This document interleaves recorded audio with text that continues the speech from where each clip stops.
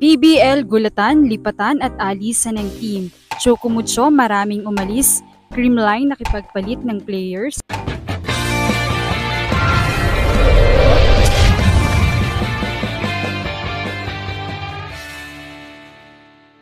What's up, Volleyball Nation? Welcome back to my YouTube channel. Narito ako para magbigay sa inyo ng updates tungkol sa mundo ng volleyball. Pero bago yan, don't forget to subscribe and hit the notification bell para updated ka sa aking mga videos. Magsisimula na nga ang PBL draft at paniguradong syempre ay panibagong mga mukha ang dadagdag sa paparating na liga. Well, mainit na nga pinag-uusapan ng exciting PBL draft. Pero mainit ding pinag-uusapan ngayon ang mga PBL players na umalis at lumipat na ng team. Nagpaalam na nga ang veteranong si Maika Ortiz sa Choco Flying Titans at susubukan naman niya ang kanyang kapalaran sa team na Zeus Coffee.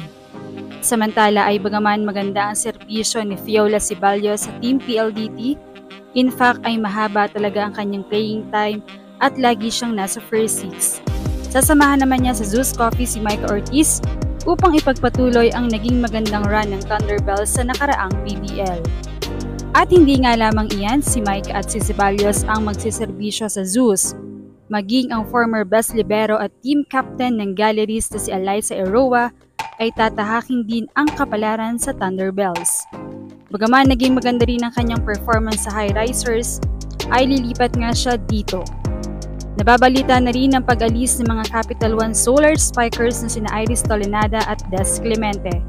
Ayon nga sa mga komento, ay kailangan na ng Capital One ng new setter mula sa mga draftees dahil aalis na nga si Iris. Gayun din ay ang mga middle blockers din ang target na nasabing team.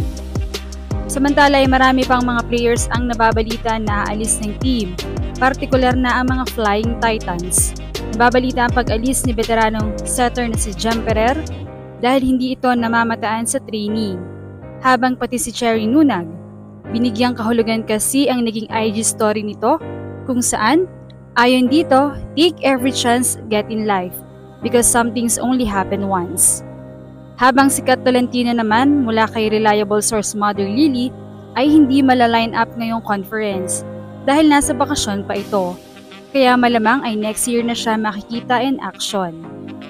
Samantala ay usap-usapan din si Dina Wong na aalis na rin ng team matapos magpakawala muli ni Mother Lily ng mga cryptic posts ukol sa paglipat ni Boss D, mga Nike na sapatos at 3D shape na nagpapahiwatig na si Dina nga ang aalis.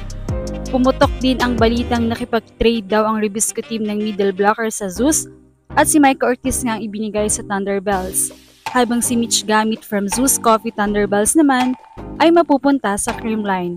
Kaya naman marami ang naghihimutok bakit na maraming mawawala sa Choco. Kaya naman kailangan daw nilang umarangkada sa draft team. Kaabang-abang talaga ang mga magaganap sa paparating na season ng PBL dahil bukod sa mga draftees ay makikita natin kung sino ang mananatili sa kanilang mga team at kung sino ang mga aalis. Kaya naman, anong masasabi niyo rito? Leave a comment below. Thank you for watching and don't forget to subscribe. Thank you.